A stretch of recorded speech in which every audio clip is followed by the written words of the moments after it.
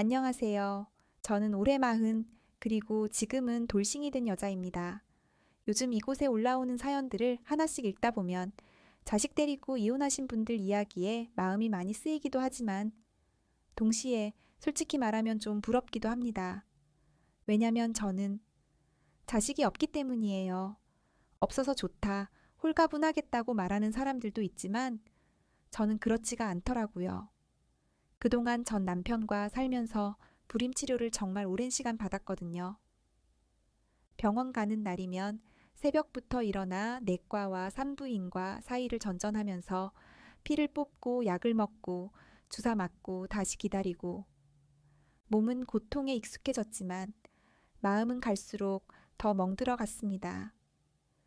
그게요, 말로는 힘내라, 괜찮다 하지만 해보지 않은 사람은 절대 모릅니다. 정말이지 이 고통은 몸보다 마음이 더 지쳐갑니다. 임신이 이렇게까지 어려운 일이었나 싶을 만큼 매달 생리 시작할 때마다 무너져 내리는 감정. 그래서 저는 자연적으로 아이가 생기는 건 정말 하늘이 주신 축복이라고 생각해요.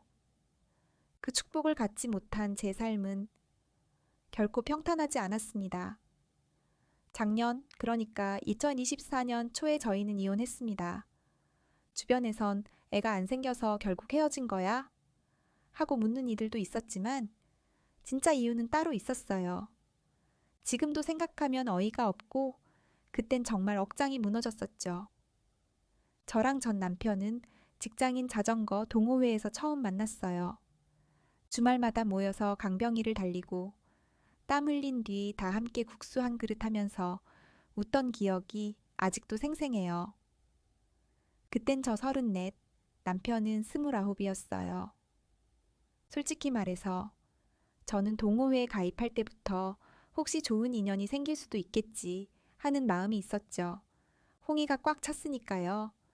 주위에선 다 결혼하고 아이 낳고 혼자 남겨진 기분이 자주 들던 때였습니다. 그런데 처음 만난 남편은 그냥 어린애 같았어요. 막 대학 졸업하고 이제 중소기업 입사해서 사회생활 배우는 중이었고 말투도 앳되고 저보다 5살이나 어렸기 때문에 처음엔 남자로 보이질 않았습니다. 그냥 귀여운 동생 같았죠. 남편은 휴대폰 액세서리를 납품하는 회사에 다녔는데 동호회에 나올 때마다 자주 회사 물건을 선물로 챙겨왔어요.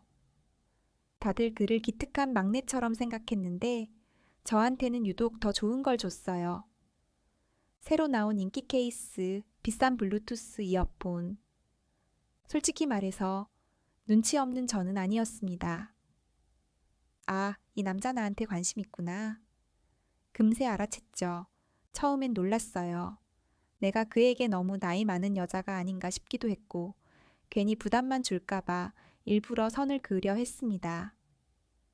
게다가 그땐 저 혼자서 학원 강사로 자리 잡아 수입도 괜찮았고 반면 남편은 월급도 작고 미래가 확실치 않은 회사에 있었기에 내가 얘랑 결혼하면 내가 다 책임져야겠네 싶었어요.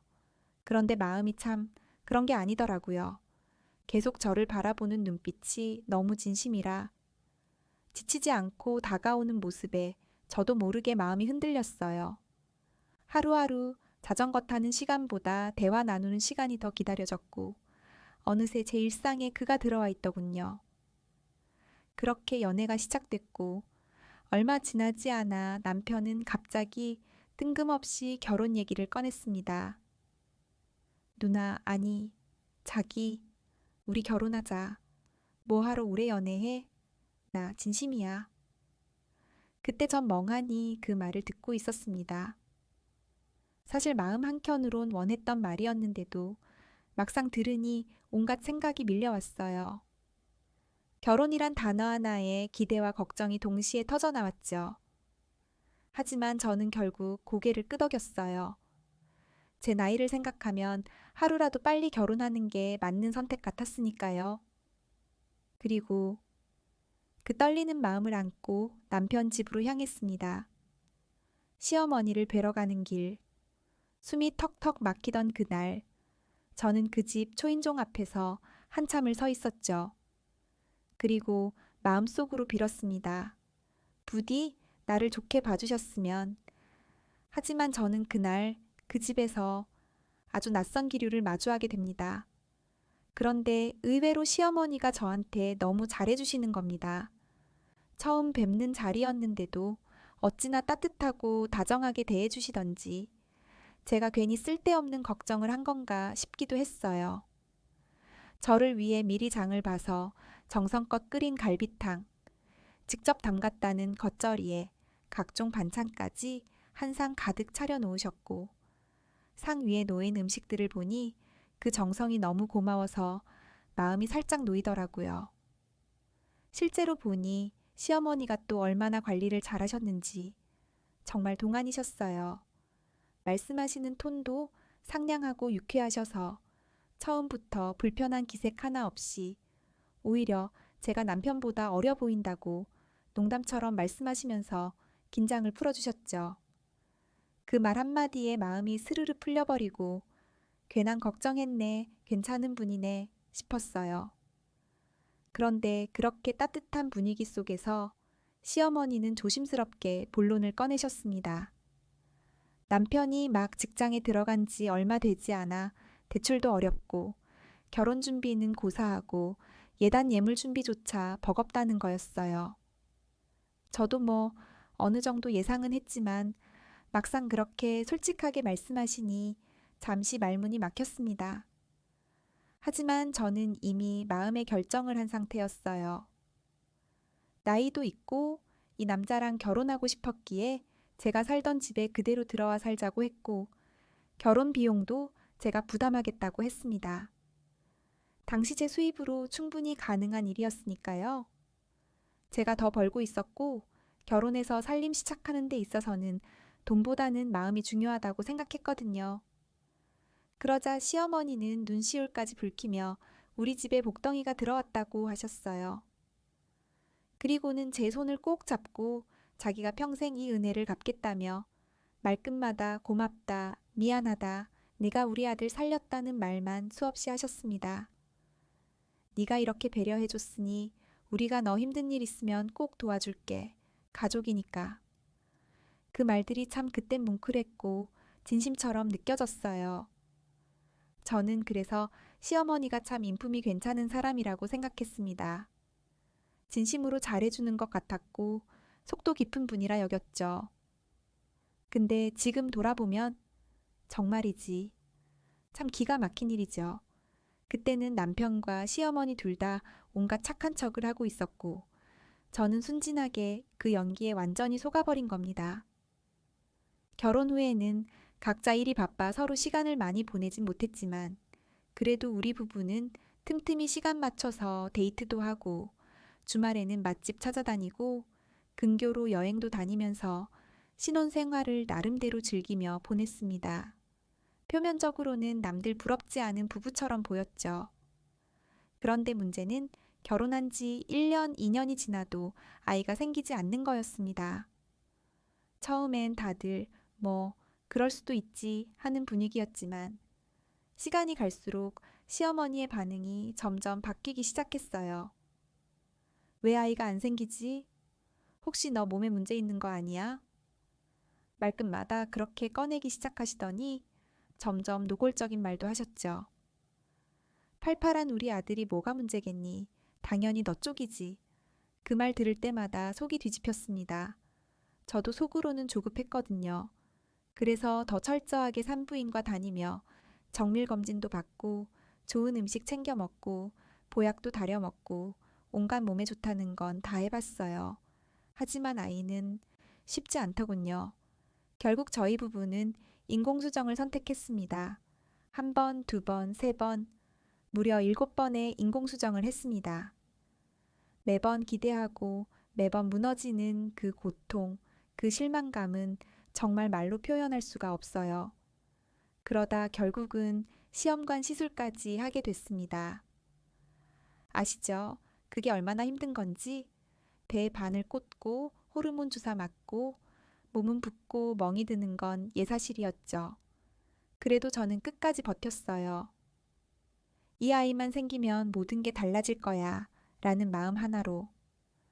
하지만 그렇게 아프고 처절하게 버텨도 결과는 실패였습니다. 아무 일도 일어나지 않았고 제 뱃속은 여전히 비어 있었습니다. 남편은 점점 변해갔습니다. 예전처럼 저를 바라보며 웃지도 않고 같이 시간을 보내지도 않았어요. 말수도 줄어들고 퇴근하면 집에 잘 들어오지 않았습니다. 하루는 밤 12시가 다 되어서야 집에 들어오더니 술 냄새를 풍기며 말했죠. 너무 힘들다. 우리 왜 이렇게까지 해야 해? 그 한마디에 저는 무너졌습니다. 내가 그토록 아파가며 울면서도 버틴 이유가 이 사람이었는데 정작 그는 저를 외면하고 있었던 거죠. 시어머니는 더 노골적이었습니다. 어느 날은 저를 억지로 데리고 산부인과에 갔습니다. 의사는 제게 아무 이상 없다고 했고 정상적인 임신이 가능한 몸이라고 진단했는데도 시어머니는 의사 앞에서 고개를 절레절레 흔들며 이렇게 말했죠. 그럼 우리 아들한테 문제가 있다는 거야? 말도 안 돼. 얘 문제야, 얘. 며느리 문제니까 확실히 좀 찾아봐요. 그 말을 듣는데 너무 수치스럽고 눈물이 핑 돌았습니다. 그 자리에서 도망치고 싶었어요. 제 몸이, 제 마음이 그렇게까지 의심받고 비난받아야 할 일이었는지. 정말이지 너무너무 힘들었습니다. 그런데도 남편은 아무 말이 없었습니다. 오히려 고개를 푹 숙이고 의사 말도 제대로 듣지 않았습니다. 그게 더 서럽고 더 비참하더라고요. 부부라는 건요, 힘들수록 옆에 있어주고 말없이 손 한 번 잡아주고 괜찮다고 말해주는 그런 존재여야 하는 거잖아요. 같이 울어주고 같이 버텨주는 게 부부고 가족이고 인생의 동반자니까요. 그런데 제 남편은 그런 사람이 아니었습니다. 제가 아무리 힘들어하고 아파하고 지쳐 있어도 마치 자기는 아무 상관없는 사람처럼 여전히 총각대 친구들이랑 어울리며 밤늦게까지 술 마시고 연락도 없이 새벽에나 들어오는 날이 점점 늘어났습니다. 그래도 전 이해하려고 노력했어요. 나만 힘든 게 아니니까. 남편도 아이가 안 생겨서 속상할 수 있으니까. 제가 더 나이가 많다 보니 혹시 내가 문제일지도 모른다는 죄책감도 있어서 괜히 미안하고 괜히 작아지고 그러더라고요. 그래서 남편이 그렇게 좀 삐딱하게 행동해도 그럴 수 있다고 애써 넘기려 했습니다. 그런데 어느 날 남편이 말하더군요. 회사 일 때문에 장기 출장을 가게 됐다고요. 한 달 이상은 머물러야 할 것 같아서 아예 목포 쪽에 원룸 하나를 얻었다는 거예요. 말 그대로 기정사실처럼 툭 던지듯 말하더라고요. 이미 방 계약도 끝났고 짐도 다 옮겼다면서 저한테는 그냥 신경 쓰지 말고 서울에서 일 잘 하라고요. 그 말을 듣는데 화가 치밀어 오르더군요. 무슨 부부가 이런 식으로 중요한 결정을 하나요? 아무 상의도 없이 혼자 결정하고 저한테는 그냥 통보? 마치 제가 아내가 아니라 룸메이트라도 된 것처럼 말이죠. 하지만 저도 많이 지쳐있던 참이었기에 각자 좀 떨어져 지내보는 것도 나쁘지 않겠다 싶었습니다. 그래서 보내줬어요. 그리고 매주 주말마다 남편이 잘 지내는지 걱정되기도 하고 밥이라도 제대로 먹는지 궁금해서 밑반찬이며 필요한 생활용품을 싸들고 목포로 내려갔습니다. 신기하게도 평일에 떨어져 있다가 주말에만 만나니 말다툼도 줄었고 볼 때마다 반가워하던 남편 모습에 저도 조금은 위로가 되더라고요.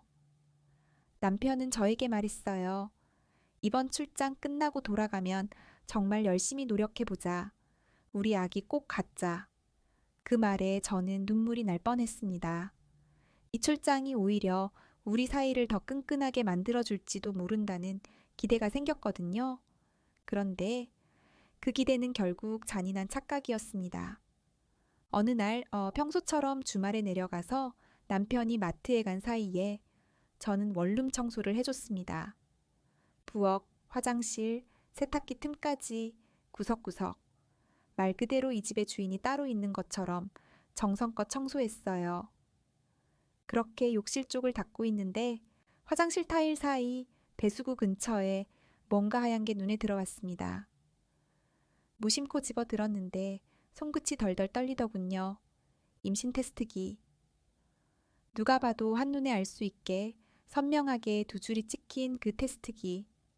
그 순간 숨이 턱 막혔습니다.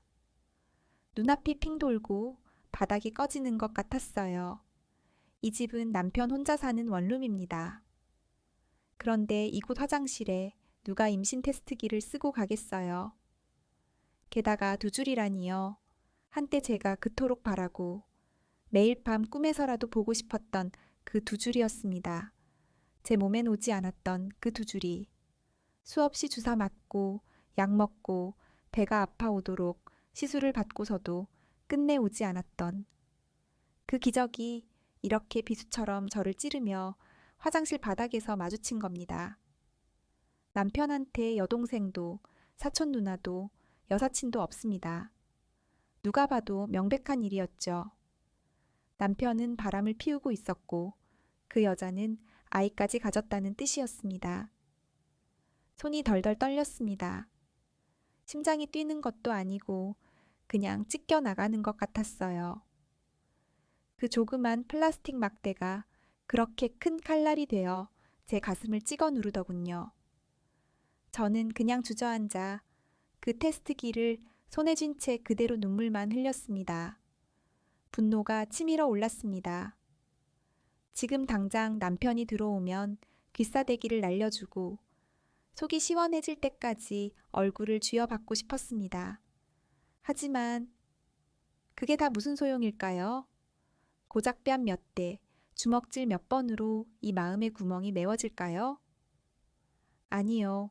저는 다짐했습니다. 피눈물로 갚아주자. 내 눈에서 피눈물 쏟게 만든 인간들이라면 그들도 반드시 똑같이 피눈물을 흘려야 한다고 복수라고 하기엔 너무 순한 말입니다. 이건 생존이었습니다. 저는 이제부터 제 존재를 짓밟은 그 두 사람을 무너뜨리기 위해 제 방식대로 움직이기로 했습니다. 저는 그렇게 맥주를 사들고 들어온 남편 앞에서 아무 일도 없던 척, 모르는 척, 그 맥주를 함께 따고는 웃으며 마셨습니다. 잔을 부딪힐 때 손끝이 살짝 떨렸지만 그 인간은 눈치도 못 채더군요.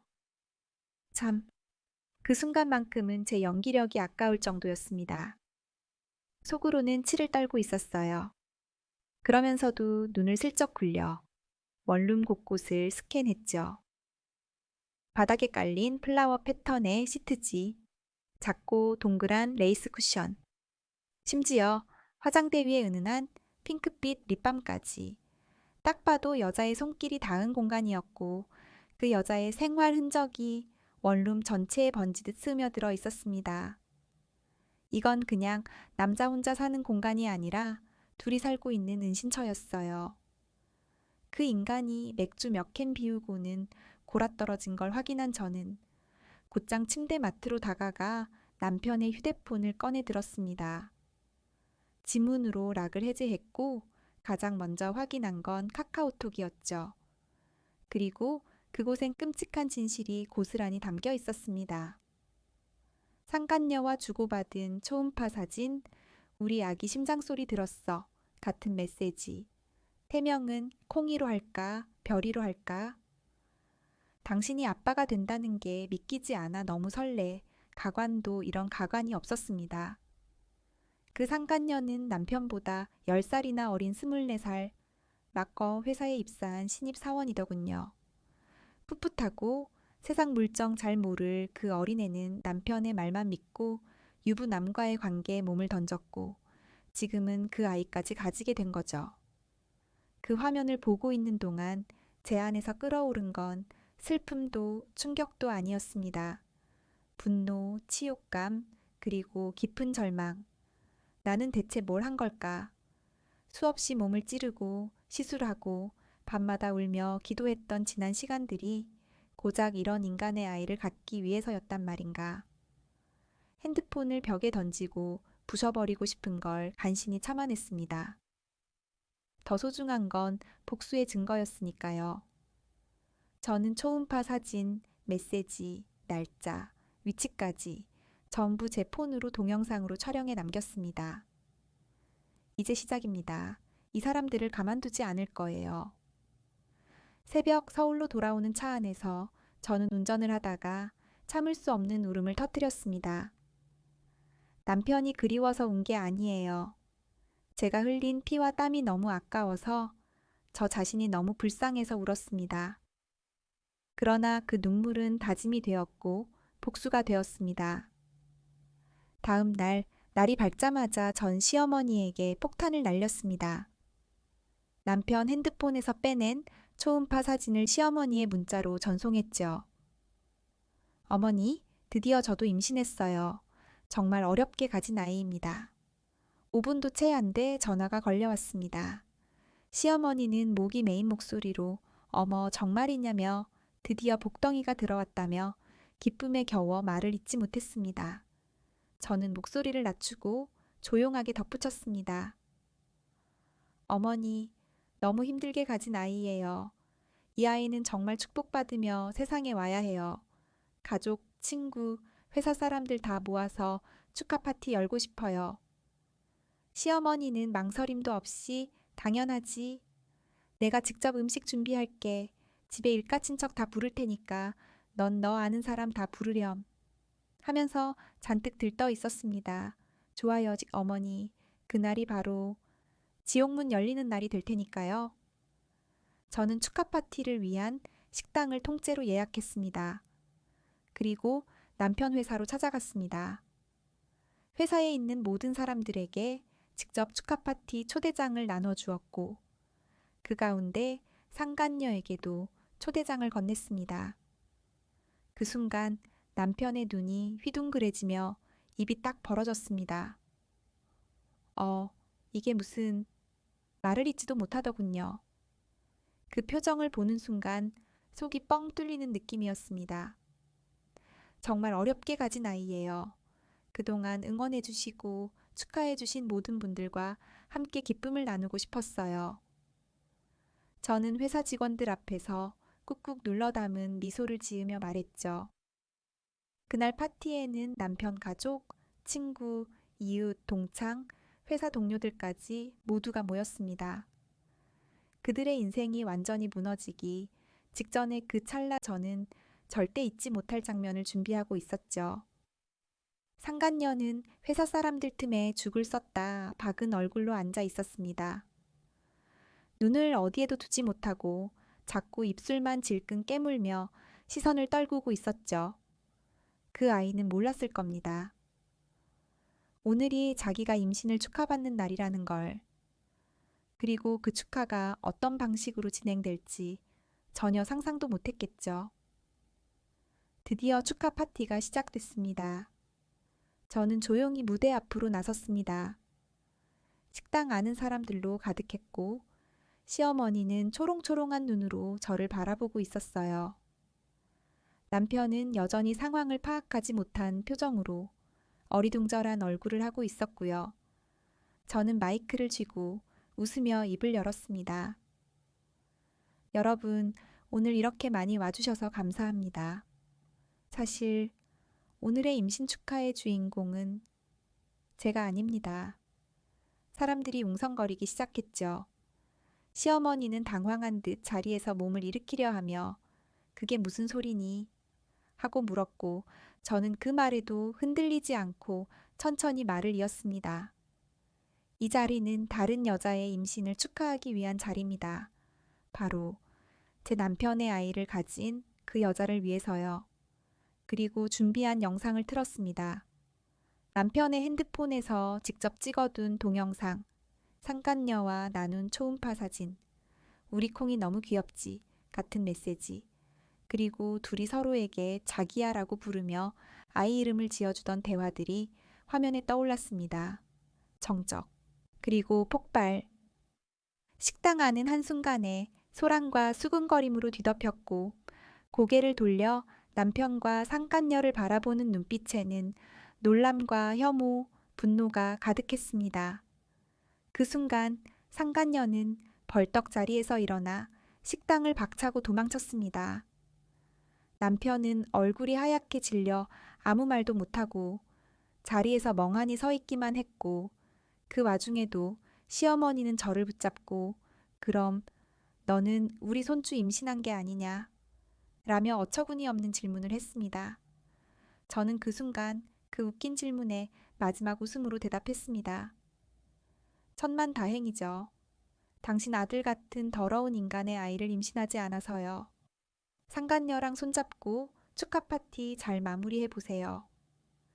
그렇게 말하고 내내 준비했던 고개 돌림과 함께 식당을 빠져나왔습니다. 집으로 돌아와 남편의 짐은 전부 택배로 박스 포장해서 보냈고 변호사를 통해 이혼 서류도 정리했습니다. 맘 같아선 위자료, 상간소송 다 하고 싶었지만 그 인간도 개털, 상간녀도 개털이라는 걸 뻔히 알고 있었거든요. 그 둘은 파티 이후 회사에서 쫓겨났고 그날의 영상은 회사 안에서 입에서 입으로 퍼졌습니다.